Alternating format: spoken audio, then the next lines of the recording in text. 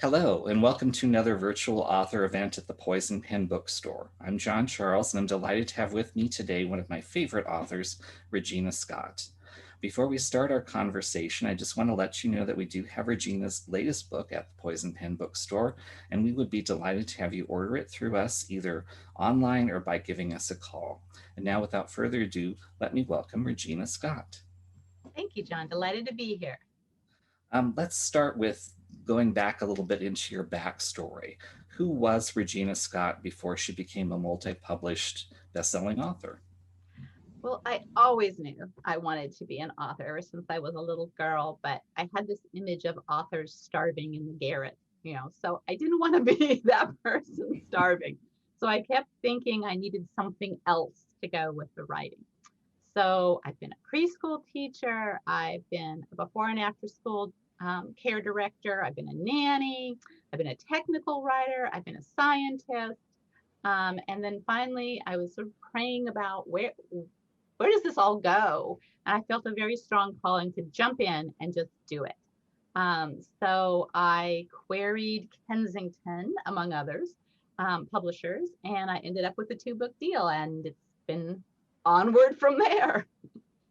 I was fascinated by your path to publication because initially you said you had done other things as career wise, and someone close to you had said to you that you call yourself a writer, but you're not really writing. Can you tell us a little bit about how that kind of prompted you into pursuing your literary career? That was my dear husband. We hadn't been married very long, and we were talking to each other about how you define yourself as a person. And I said, "That's easy. I'm a writer." And he said, "You're not a writer. You never write." And I was so mad at him. Oh, I didn't talk to him for 2 hours. I walked around the house and I was just furious. Couldn't he tell this was my soulmate? Why couldn't he tell who I was? Um, but then I realized he was right. I kept putting all these other things in front of it. And so I decided that's it. We're going to sit down, we're going to do it. And so I did. And like I say, it ended up with the two-book deal with Kensington. Why did you choose traditional regencies, which is what Kensington was publishing at the time, as your kind of entree point? Um, One, I love them. I love to read as a child. I used to say my mother. I knew it was a good book because my mother would call me to do something, and I'd be somewhere else. I'd be in Regency England. I'd be on a spaceship. I'd be in medieval England. I'd be following Frodo up the mountain. I'd be somewhere, but I wouldn't be in that little spot. And she was a big fan of Regency romance, and she always had some in the house. And one day I didn't have anything to read, and I picked up one, and I just got lost. And she had to call me by all three names to get me to to get me to stop reading and go do what she wanted me to do. So I just was hooked on that world. And at the time, there were 23 publishers publishing Regencies with print runs in the hundred thousands. And I thought, it's such a specialized area that you have to love and you have to have that voice for. And I thought I could do it. I thought it would be a good way to break in, and it turned out it was. And 37 books in the Regency later, we're still in the Regency. Now, for those who are tuning in that might not know, can you kind of explain what a traditional Regency romance is for those? Sure. It's in the vein along the lines of Jane Austen or Georgette Heyer. It's a time in England, the Napoleonic Wars are going on, but it's a time of elegance. It's a time of graciousness, when impeccable manners, beautiful costumes. Many of the readers of your readers may have been familiar with right now Bridgerton, which is a Uh, little piece of the Regency period. And so it's that time when it's just such a rich world that you want to immerse yourself in because it's just beautiful and friendly and warm. Um, and traditional regencies in general, not all of them, but traditional regencies tend to focus more on the emotions of falling in love as opposed to the sex of falling in love. well, it's kind of like Jane Austen. It's on the dialogue and the courtship through conversations, and because in Jane Austen's time, of course, they weren't allowed outside of their chaperone's Sure. viewpoint. So you had to carry that romance on through words rather than deeds, I guess we'll That's say. right. Witty banter, the mere touching of hands is exciting, that kind of thing. Oh, a good old fashioned romance. Now, your first book was The Inflappable Miss Fairchild, which was Yeah. published in 1998. Hmm. And as you said, you had a really long career with traditional regencies. But as with so many things in publishing, tastes change, publishing styles change. Think people want something new and different, and the Regency market kind of dried up in the early 2000s. How did you reinvent yourself or reposition yourself as an author?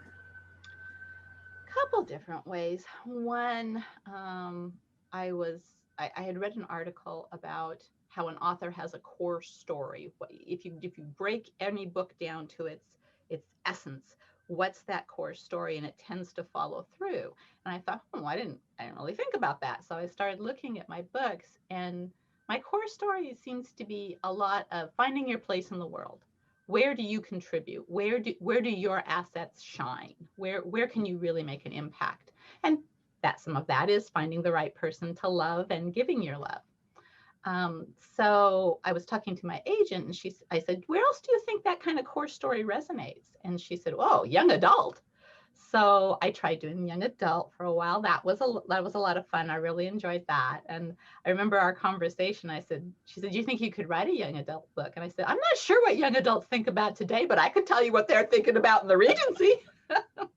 So I wrote young adult Regencies, and then they had an opening. They were looking for Regencies at a Christian publishing house, and so I kind of moved over there and did some Regencies. But while I was there, that Love Inspired, a Harlequin imprint, I had a story that I always wanted to tell ever since I was a little girl.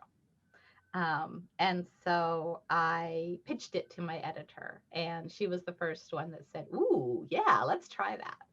So I wanted to tell the story based on a true historical event where, right after the Civil War, brides came from the East Coast to marry bachelors here in my neck of the woods in Seattle.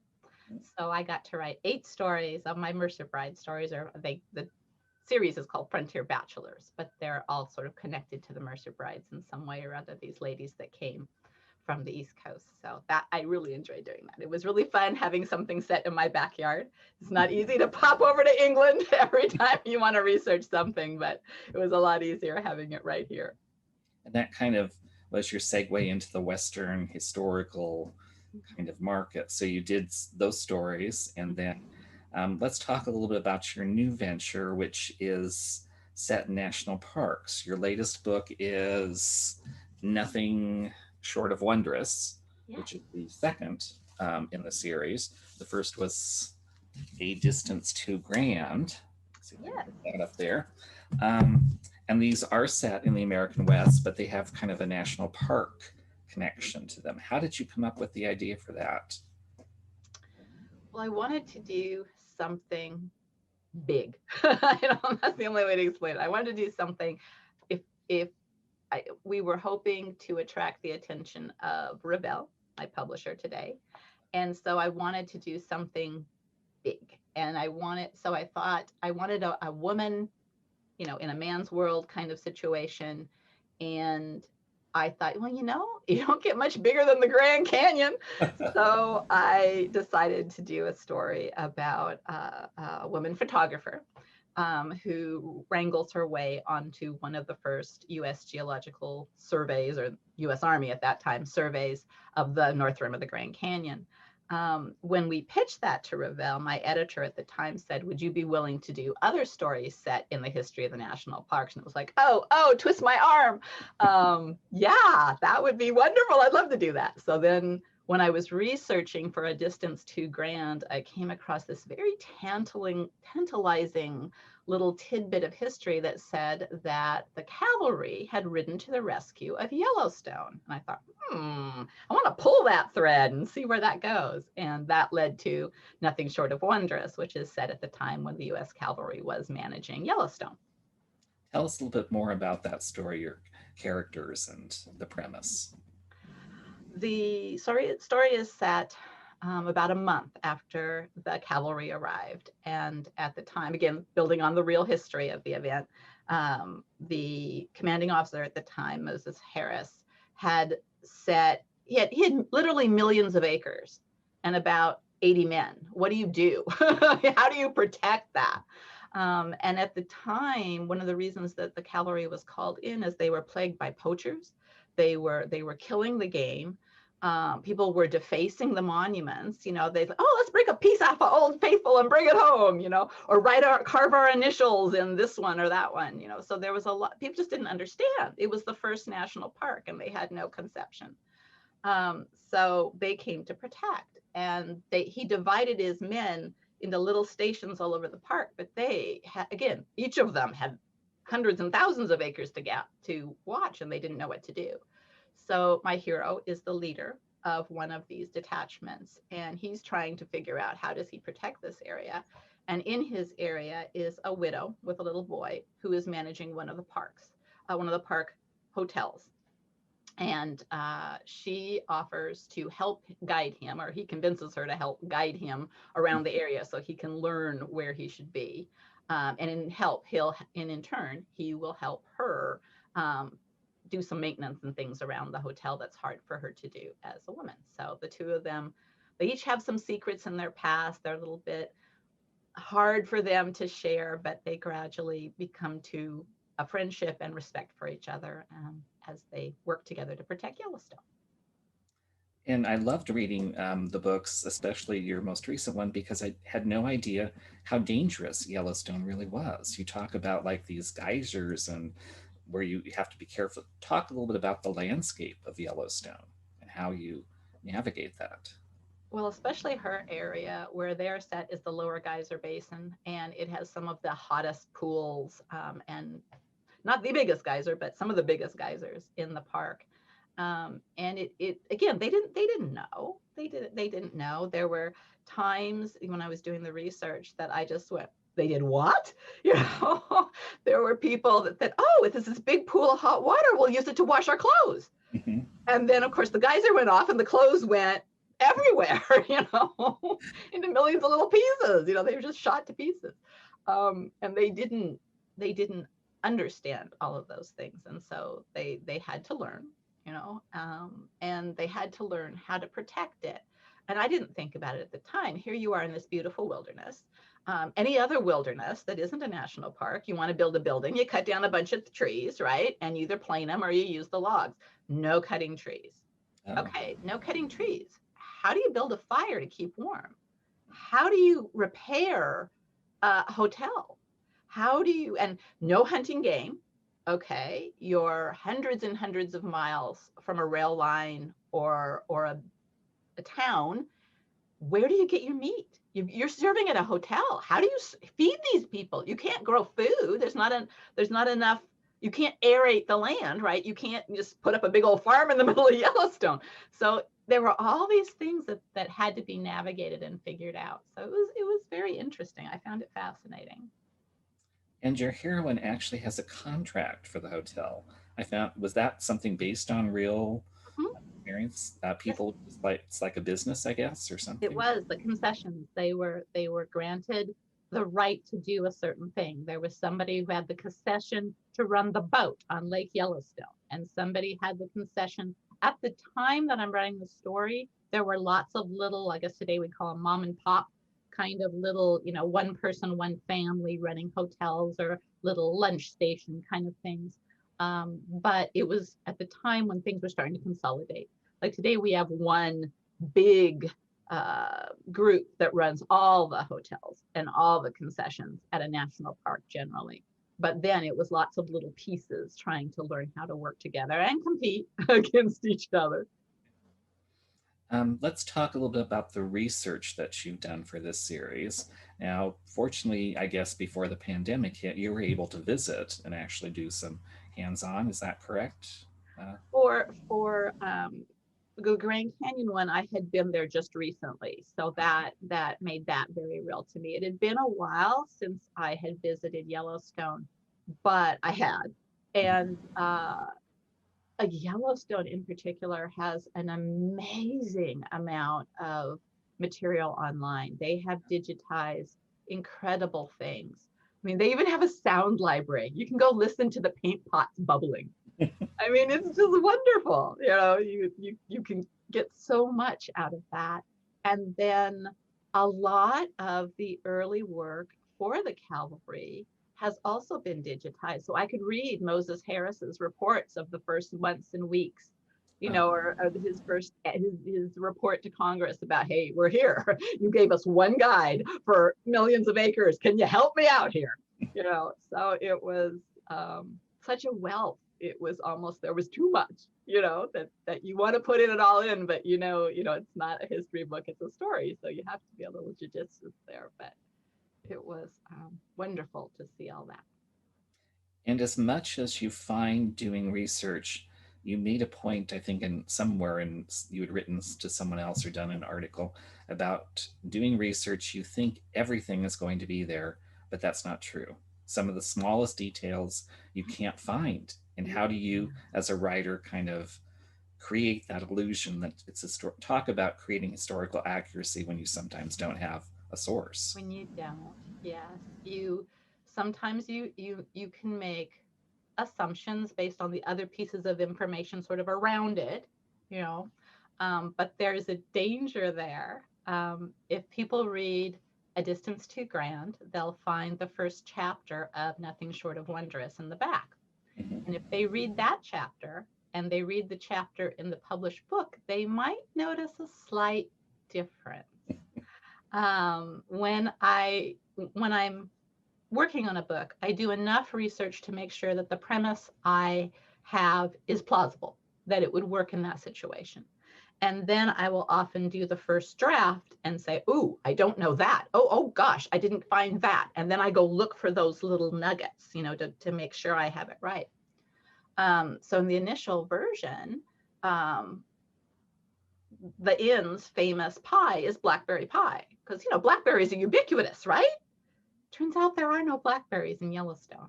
Oh, Didn't find that out till I was looking for those tiny little nuggets. When exactly are blackberries ripe in Yellowstone? I want to make sure if there's a time, because I'm sort of in the fall, when would they have that? Oh, no, yet no blackberries. So it's huckleberry pie.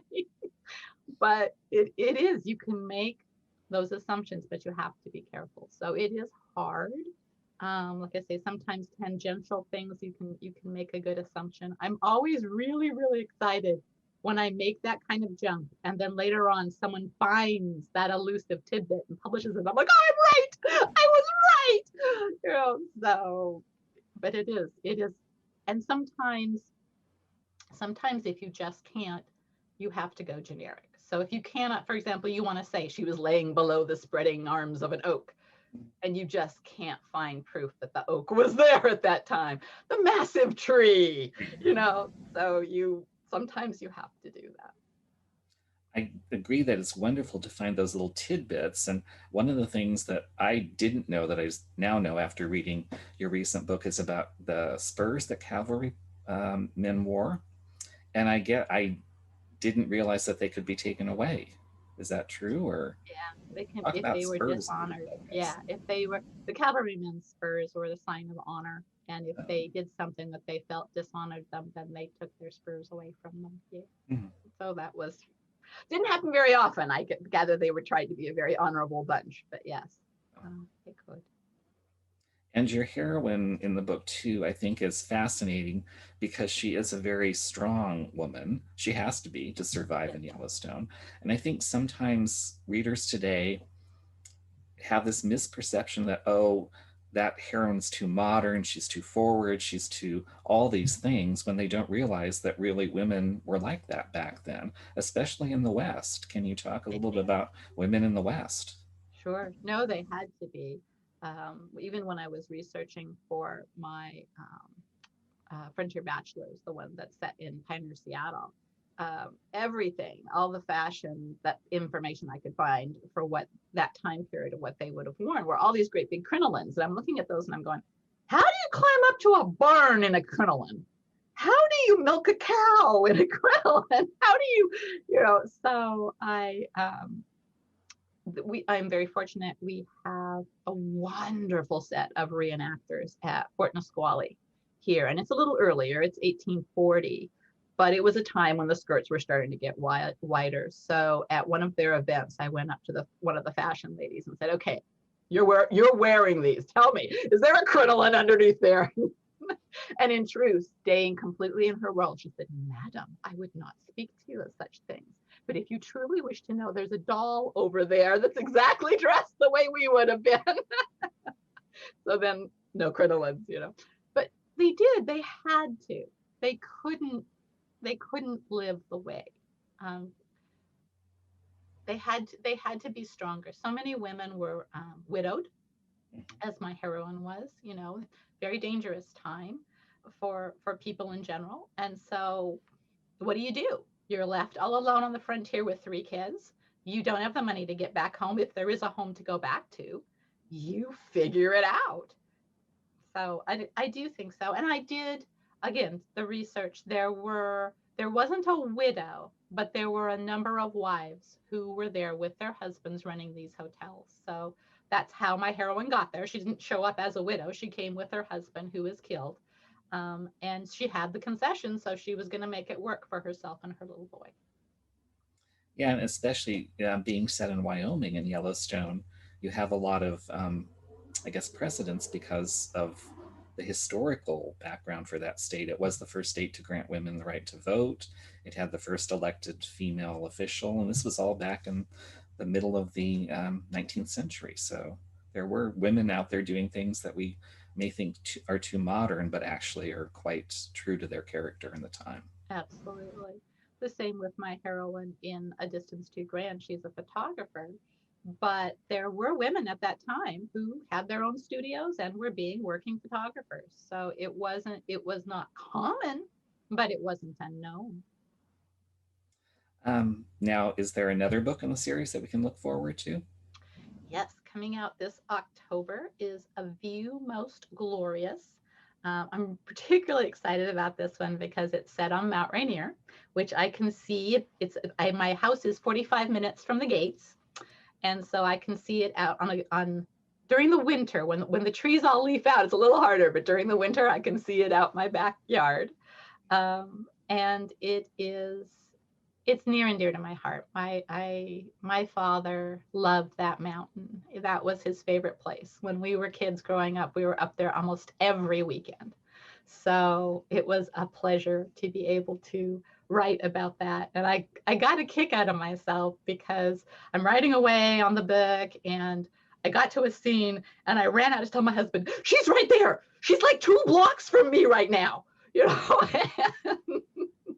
So it was a lot of fun. And it was, I don't know why. I'm sure I must have learned my own city history growing up, but I didn't remember a lot of it. And so it was wonderful being able to delve into the city, the background of really where I live today. It was wonderful. Having written so many books today as an author, can you look back to when you were first starting out and think, what do I wish I knew then that I know now as a writer? What would you tell yourself? Don't be afraid of opportunities. Mm. There were times early on in my career where I'd think, oh, maybe I should try that. No, no, no, no, no, no, no. And in fact, at one point, Kensington, my publisher at the time, said, I think you're ready for single title. I think we're ready to move you up. And I said, oh, no, no, I'm not ready for that. No, no, I'm going to stay with my traditional regencies. I'm not, and I regret that. I wonder how much farther along I would be or where my career might have gone differently if I had been willing to take a few more chances back then. So don't be afraid of those opportunities. Sometimes if what's the worst that happens? You try it, it doesn't work, then you go do something else, but don't be afraid of them. And what is your own writing process like? Are you someone that plots everything out in detail for a book? Does it change from book to book? Talk about the writing process. well, they talk about pantsers and plotters, right? The people who write by the seat of their pants, or they have to plot everything out. At the moment, I'm somewhere in the middle. I started out a pantser. I just would get this idea and I'd write and write and write and write. But there was a problem because at certain points I would go, oh, I'm not sure what happens next. Oh, well, on to the next one. And that doesn't get you to finish a book. And once you're published, it's a funny thing. Your publisher wants to know what the next book's going to be about. Go figure.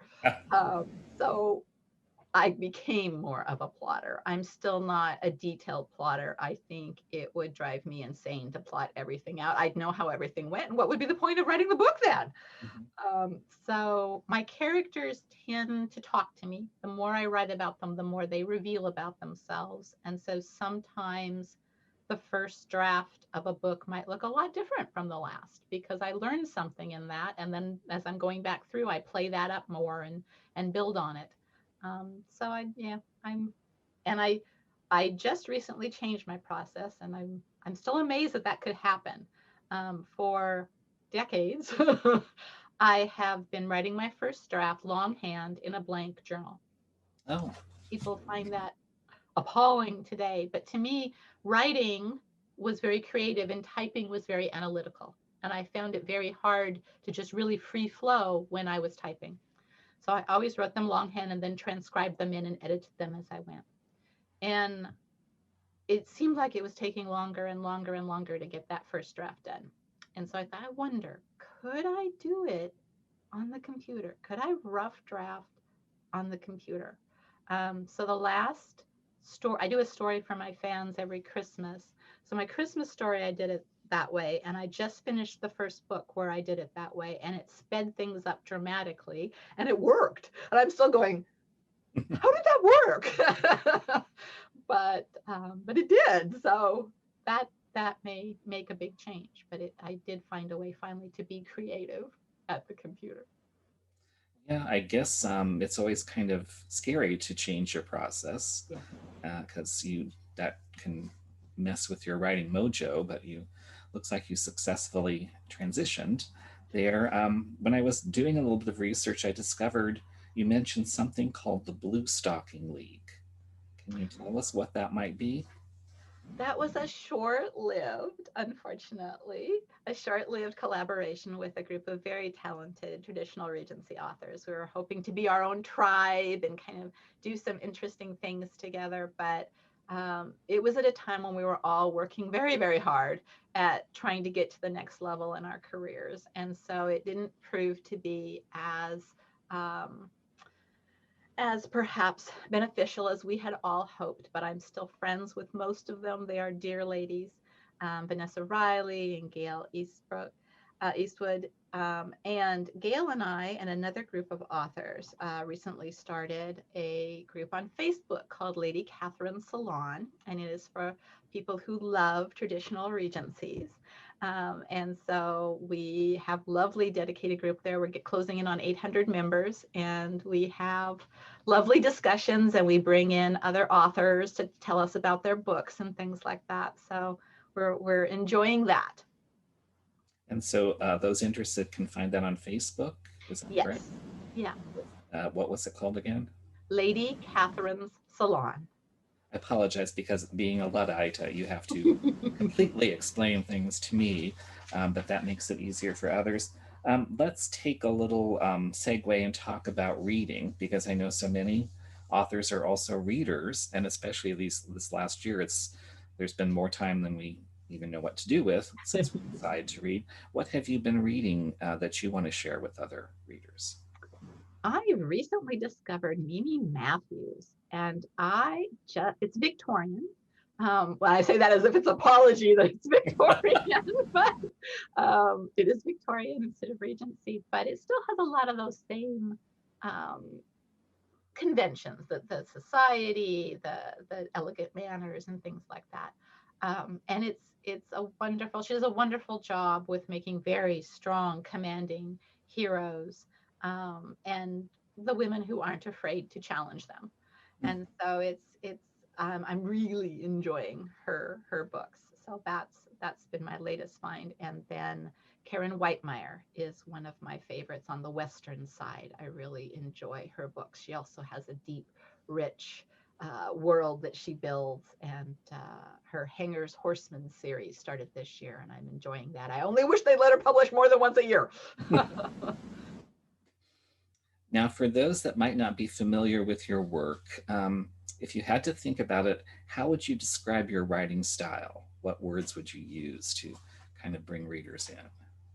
I often say warm and witty. So there's a lot of banter, there's a lot of wordplay. I like a well-turned phrase, and so I hope that I bring that in the writing. And then warm, cozy, homey, but maybe with just a little touch of mystery or adventure in there. Mhm. I would also like to talk just a little bit because I think there's this misperception about part of a genre, and I had that before I read the books about faith-based fiction. Readers who are not familiar with it tend to think it comes in one flavor, which is not really true. No, Faith is an important part in many of your books, but it's not like you're reading dogma. Can you talk a little bit about incorporating faith into a story? sure. It's for me, and I know different Christian authors do it differently. For me, it's another arc in the story. So you'll have the heroine growing as a person, you'll have the hero growing as a person, you have the plot, the external things that are forcing them along as they go, you have the love story developing, and then they each, for me, have a faith arc. Maybe they start out and God isn't a really important part of their lives, but by the end, maybe they start to think, maybe this could be something more for me. Um, so I make it very personal to that character, and I am not in any way, shape, or form saying, well, you all better behave just that way. That's not the point of the story. It's just another aspect of their lives that I'm trying to draw out and into the story. You've done quite a lot of events and interviews over the course of your career as an author. Have you ever wanted someone to ask you a question that they never have as a writer? Hmm. To think here. Okay. Nothing comes to mind immediately. I get a kick out of the number of people who ask about my costume collection. That always seems a bit tangential. It is in my bio, but and I do have a fairly large historical costume collection, mostly Regency, Regency and some Western, and a few medievals. So Um, you like, I'm not sure what the term is, but like role reenacting, or what is the Role playing, role playing? or what is it they call it now? It used to be when I used to go to quite a few science fiction conventions, and then it was just costuming. Now it's cosplay. Ah, Um, but um, but yes, I always enjoyed going dressed up as a character from my favorite program or my favorite book or that sort of thing. So I have a number of those. And I suppose the other thing that's in all my bios and basically no one ever asked me about, and that is my love for sailing ships. So that is I something. did not know that. I know that the bridal series that you set in the West, they took the ship around, and you had some scenes set as they were, I guess, going around South America. Was it? The Horn, south, yeah, going down the end around the Horn, coming up the other side. Well, in this case, they went through the Straits of Magellan, but still, that down and up. You're right. But I did not uh, know that you personally were a sailing aficionado. oh, I love the tall ships. They're one of my favorite things, and I'm very fortunate. Here, a couple hours away, is the Grays Harbor's historical seaport, and they had two ships. Sadly, the Hawaiian Chieftain looks like it's going to have to be retired. They do not have the money to refurbish it, but the Lady Washington is our state's tall ship, and it's based out. It is a replica of a late 1800 trading vessel, so it has your beautiful masts, and she's just lovely. People who have watched a lot of movies might remember her. She was used as the interceptor in the Pirates of the Caribbean movies, and she was Captain Hook's ship in the series Once Upon a Time. She's one of my favorites, and I've sailed on her several times, including my dear husband bought me a transept. So normally you pay for a couple hours, to go out and sail around Puget Sound or wherever she is. But you can pay to ride aboard her for a full day as she goes between stations. Oh, And so I sailed her up to Columbia, and that was just amazing. It was so much fun to be aboard and watching everything, and how they do things, and the sails and the ropes and all those things. And they're wonderful. I mean, they're doing everything historically correct, and everything about the ship is historically correct. But every once in a while, the real world, today's world intrudes. For example, when they get bored and the two of the ships are going, they take leftover pancakes from breakfast and they slingshot them back and forth at each other. I keep wanting to put that in a book, slingshotting, pancakes at each other, but I just haven't figured out a way to do that yet. be tough. Now, I'm guessing you have a way readers can find out more about your books. Can you tell us how that would be? Website? Sure. You can go up to my website at reginascott.com. You can find me on Facebook and Pinterest. In fact, if you are also a sailing ship fan, you will find I have a board, and I think I'm closing in on 500 pins with sailing ships, and other things about my books and historical aspects that I enjoy. And I'm also on Goodreads. So, yeah, you can check me out. Well, I can't believe this time has just flown by so quickly. We've been talking to author Regina Scott, whose most recent books are Nothing Short of Wondrous and A Distant Two Grand. She does have a third book coming out in October. Is that correct? Yes. Do you have a title for it yet, or is it Yes. still? A View Most Glorious. Ooh. And that's set in her backyard, more or less. Well, thank you again, Regina. It's been delightful having you here at the Poison Pen virtually. Hopefully, someday in the near future, we might have you in person. That would be wonderful. I'd enjoy that. Thank you, John. And thank you for tuning in to another virtual author chat at the Poison Pen. Hello. We hope you're enjoying our programs and podcasts with authors. We'd like to expand them, and your help would be appreciated. Please make a donation at poisonedpenfoundation.org. 100% of the proceeds will go to help connect authors with readers in this difficult time. Thank you.